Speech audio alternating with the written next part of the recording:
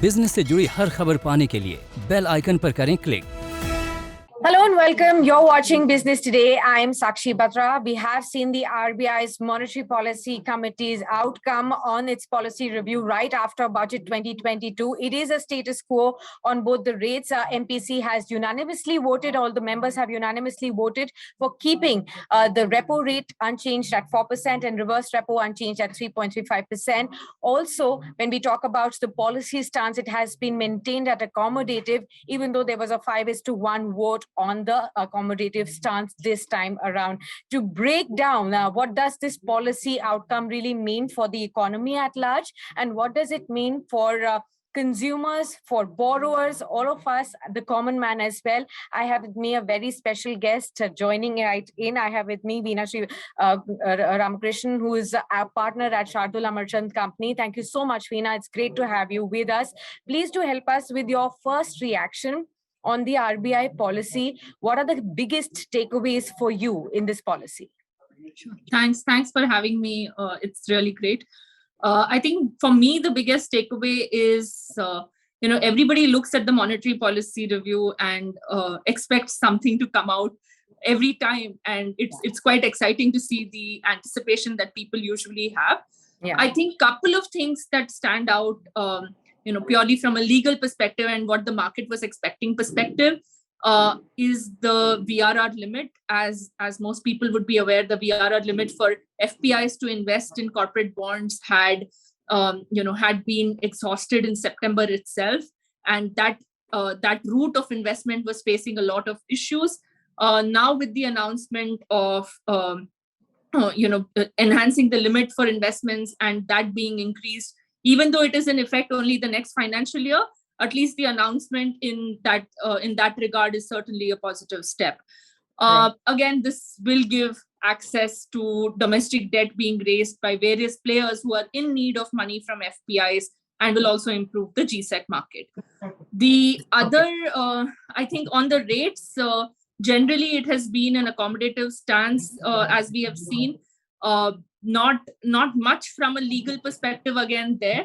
I think the other announcement is extension of benefits being given to the contact intensive and the health sectors for a 3-month period. That is also a good step. Right. Otherwise, from a treasury operations perspective, again, credit default swap guidelines, they were fairly awaited for a very long time. And the other developments in the derivatives market, again, that has been expected for a very long time. So that is also a huge positive. Okay. Most of the economists who we were speaking with before the RBI policy, most of the brokerage houses, the ratings agencies, all of them were somehow expecting a movement on the reverse repo rate front, in a way indicating policy normalization to start now, especially keeping in mind that world over, the central banks are talking about, policy tightening, liquidity support being removed gradually, and interest rates being hiked. So similarly, there was a high expectation that at least on the liquidity management fund, the RBI will move forward and hike the reverse repo, but that has not happened. What is your take on the extreme dovish stance that the RBI has taken by maintaining a status quo on both the rates and on the stance? And would you say that the RBI is somehow remaining behind the curve when we talk about the other countries and the way the other central banks are moving ahead, looking at the current scenario of, say, inflation? I think generally as a regulator, RBI has been cautious. Okay. And even from the time of financial crisis, the Lehman financial crisis, despite the conservative stand, or what people perceived as the conservative stand of the regulator, time has shown that the stance that RBI took was right. And, they have all the reasons at that point of time to pat themselves on their back and say, okay, we did the right thing, even though we did it, and it was not appreciated at that point of time. I'm not commenting on the repo rate specifically, what has happened this particular monetary policy review, because this is something which has been constant for quite a few months now. So that's not something I'm specifically commenting on. But I think as far as the regulator is concerned, they have always followed a cautious approach. And that seems to be the thread which continues even through this policy review. Okay. Also, I wanted to take your review on do you see this step of being constant and status quo on rates as a good step for, say, home buyers or maybe borrowers of, say, car loans as well? Because this could in effect mean that we may actually see steady rates on home loans and car loans for some more time to come. Well, I think the impact of the pandemic has been so uncertain on different sectors. So anything which is constant and stable kind of gives some faith and some happiness to people, right? So I think that would be my answer to that question. Yeah, right. But do you also see this actually boosting demand in a way for home loans and for car loans, keeping in mind that the rates will remain as is for some more time? I think to an extent, yes, especially also with now hoping that the worst of the pandemic is behind us. The economy will show signs of an upturn. So from that perspective, just the buying power of people and spending power of people will go up. And in that, to keep the rates unchanged is certainly something which is helpful. Right. Also, on the inflation front, which has largely emerged as a key concern world over right now because it is on a rise, I wanted to understand from you how the RBI has projected inflation, CPI inflation. It does say that the CPI inflation will moderate to, say, 4.5% in FY23. It has kept the current fiscal year's estimate of CPI inflation at 5.3%. It Correct. sees Q4 inflation to really peak with the kind of scenario that we've been seeing, say, perhaps at about 5.7%, but that's going to be it, and the inflation may moderate, and within the RBI's said limit that it has always kept for 4% plus 2 and minus 2 so far. But I want to understand from you, keeping in mind that the world over there are concerns growing of inflation rising, how is the RBI able to see inflation moderating at 4.5%? Is the RBI undercounting inflation at this point in time, keeping in mind that the crude oil prices are also on an upsurge? I think I would go back to my previous answer here, Sakshi. And the reason I say that is because when you're coming out of a pandemic, and especially in the banking sector where the government has also been supportive in announcing the ECLGS scheme and other measures to ensure that people on the ground are not really impacted. So keeping that in mind, I think it's just a cautious approach. Obviously, time will unfold what actually comes out of this, but I think it's just being cautious at this stage. Also, see, we are also just 2 months away from the financial year end, right? So a lot of things happen in this sector at this stage. So I think being cautious is indeed what the word is. Right. A follow-up to this question as well. Just like how I said that the crude oil prices are on a rise, we are seeing, global rating agencies and brokerage houses really talk about an estimate of $100 per barrel, $110 per barrel also being a possibility right now, considering the geopolitical scenario and the other scenarios at play at the current moment. And domestically speaking, we have not seen any upward revision on the fuel prices despite a $10 surge in the last 2-3 months. On crude oil prices. There is somehow an anticipation that perhaps after the elections, there could be a sudden shocker and people may be in for a shock on fuel prices, be it on, petrol and diesel. Does that seem to weigh on the current estimates of, the RBI on inflation front? Will that be a big concern going on?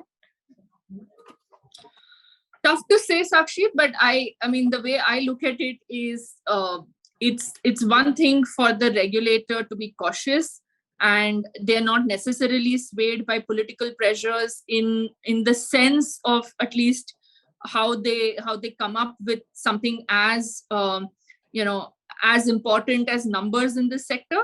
So I wouldn't think that there would be a shocker. But would things change? All of us have seen so many things in the last couple of years. I'm not sure whether any of us can say anything, absolutely on that count. Right. Since you have an expertise on the way banks function and how they see the scenario, I want to understand from you, for banks particularly, the dovish stance of the RBI this time around, as well as how the budget 2022's focus was completely on capex and, reviving growth at this point in time. Do you see for banks at this point in time, the credit growth is likely to improve further because of these supportive factors? I think there are certain other factors also. For example, the National Asset Reconstruction Company has been set up. The new Special Situation Fund for Distressed Debt has been set up. We are also at the end of financial year where banks will want to, get rid of bad loans from their books. So I think all of this would also play a crucial role in how this pans out in the near future. Right बहुत सारे हमारे viewers Veena हमारे YouTube Hindi channel को भी देखते हैं और उनके लिए भी मैं आपसे रिक्वेस्ट करूंगी कि इस पॉलिसी का जो की सार है, जो उनके लिए भी उनके निजी जीवन में फर्क ला सकता है, उसके ऊपर भी आपसे कुछ टिप्पणी लेना चाहती हूँ। तो सबसे पहले तो मैं यही आपसे जानना चाहूंगी उनके लिए कि अगर हम इस पूरी आरबीआई की पॉलिसी का सार निकालें तो इससे कॉमन मैन के जीवन में क्या असर पड़ सकता है? कॉमन मैन के जीवन में जो हर दिन देख सकते हैं उसके हिसाब से देखा जाए तो फिर जो 2 चेंजेस आरबीआई लेके आए हैं, जिसमें से कॉन्टैक्ट इंटेंसिव और हेल्थ सेक्टर के लिए जो एडिशनल फंडिंग आरबीआई ने अनाउंस किया है, उसमें डे टू डे में काफी फर्क पड़ेगा।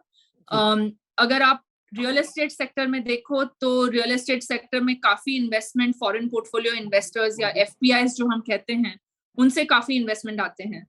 तो ये जो वीआरआर रूट रहा करता था, जिसका लिमिट अभी भी है, जिसका लिमिट सितंबर में खत्म हो चुका था, उसका लिमिट अभी वापस खोला गया है, जो अप्रैल से पैसे उसमें आएंगे।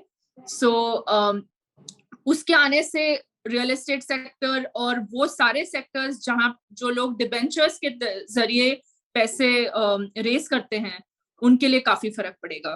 तो आम आदमी डे टू डे लाइफ उसमें काफी फर्क आ सकता है। जी, और अगर मैं रेट्स के हिसाब से भी आपसे जानना चाहूंगी, क्योंकि आरबीआई ने इस बार रेपो रेट और रिवर्स रेपो रेट दोनों में ही कोई बदलाव नहीं किया है। रेपो रेट मैं अपने सभी व्यूअर्स के हिसाब से समझा दूं, जिस रेट पर आरबीआई बैंक्स को लोन देता है, रेपो रेट उसे कहा जाता है। रिवर्स रेपो रेट जिस रेट पर बैंकों से आरबीआई पैसा लेता है, उसको रिवर्स रेपो रेट कहा जाता है। इन दोनों ही रेट्स में आरबीआई की इस पॉलिसी में कोई बदलाव नहीं हुआ है। तो इसका मतलब उनके जीवन में जैसे ही वो होम लोन लेते हैं जिस ब्याज दर पर लेते हैं, या कार लोन लेते हैं जिस ब्याज दर पर लेते हैं, उन पर भी ऐसा माना जा रहा है कि इमीडिएटली अभी कोई इम्पैक्ट नहीं होगा। लेकिन जिस तरीके से आरबीआई ने पॉलिसी स्टांस को भी अभी भी अकोमोडेटिव रखा है, क्या इसका मतलब हम ये निकाल सकते हैं कि बोरोअर्स के लिए खुशखबरी है कि आगे जाते हुए 2022 में भी कम उम्मीद है कि उनके ब्याज दर इन सभी लोन्स पर बढ़ते हुए नजर आएंगे? 2022 अभी काफी महीने बचे हुए हैं, लेकिन अभी एटलीस्ट ये फाइनेंशियल ईयर हम देखे या आगे के कुछ महीने हम देखे, उसमें तो कोई फर्क नहीं आना चाहिए। अगर कुछ हो तो फिर भी कस्टमर्स के लिए बेनिफिशियली होगा। मुझे नहीं लगता है कि ये अकोमोडेटिव स्टांस कब तक चलेगा। ये जितना आपका गेस है शायद मेरा भी उतना ही गेस होगा। लेकिन home loan rate retail customers के लिए स्पेशली, जो होम लोन रेट हो या कार लोन रेट हो या पर्सनल होम लोन रेट हो, जो हमारे डे टू डे एक्टिविटीज में काफी फर्क ला सकता है, उसमें देखा जाए तो फिर ये इम्पोर्टेंट स्टेप है। क्योंकि एटलीस्ट लोन रेट्स जो काफी महीनों से गिरते आ रहे हैं या गिरते नहीं आ रहे हैं तो भी बढ़ तो नहीं रहे हैं जी। एक तरफ वो है और दूसरी तरफ हम पैंडेमिक से बाहर आ रहे हैं, तो उसका इम्पैक्ट है। इसमें जो भी चीज थोड़ी स्टेबिलिटी या थोड़ा कांस्टेंट कुछ रह सकता है, तो दैट इज एनीवे बेनिफिशियल। तो वो डे टू डे बेसिस में सबके लिए काफी हेल्पफुल होगा। जी, इसी सवाल को आगे बढ़ाते हुए बैंकों के लिहाज से मैं आपसे जानना चाहती हूँ, आपकी काफी बातचीत भी रहती है, बैंक्स को आप काफी अच्छे से स्टडी भी करते हैं। बैंक्स के लिहाज से देखा जाए तो क्या आप वो लेंडिंग डिपॉजिट रेट्स पर दोबारा ध्यान अभी देंगे हाल फिलहाल में, या फिर कब तक आपको लगता है कि बैंक्स दोबारा से इन सभी चीजों में रिविजन कर सकते हैं? इस लेंडिंग डिपॉजिट रेट्स और ये सारे रेट्स रिटेल कस्टमर्स एंड पूरे सोसाइटी में काफी ज्यादा फर्क आता है। तो मुझे नहीं लगता है कि इसमें कोई भी चेंज इतना ज्यादा होगा कि लोगों को बहुत ज्यादा फर्क पड़े। जो भी होगा वो थोड़ा थोड़ा करके कोई भी चेंज होगा, ग्रेजुअली जो भी करेगा। Actually at the end of the day हम देखा जाए तो फिर रिजर्व बैंक ऑफ इंडिया जो जैसा रेगुलेटर है, उन्होंने कभी भी कोई ऐसा चीज नहीं किया है कि आज कुछ है और कल उठते ही हम सबको शॉक लग जाए। ऐसा कुछ नहीं होगा। मुझे लगता है वो बड़ा ही ग्रेजुअल चेंज होगा। ओके, बहुत बहुत शुक्रिया वीना समझाने के लिए कि इस बार की आरबीआई मॉनेटरी पॉलिसी में क्या कुछ हाइलाइट्स थी, क्या टेकअवेज थे और आम लोगों के जीवन पर क्या इसका असर पड़ सकता है। बारीकियां समझाने के लिए बहुत बहुत शुक्रिया। Pleasure having you with us और सभी इनसाइट शेयर करने के लिए बहुत धन्यवाद। Thank you. Thanks Sakshi. Video पसंद आया तो हमें लाइक, कमेंट, शेयर और सब्सक्राइब जरूर करें।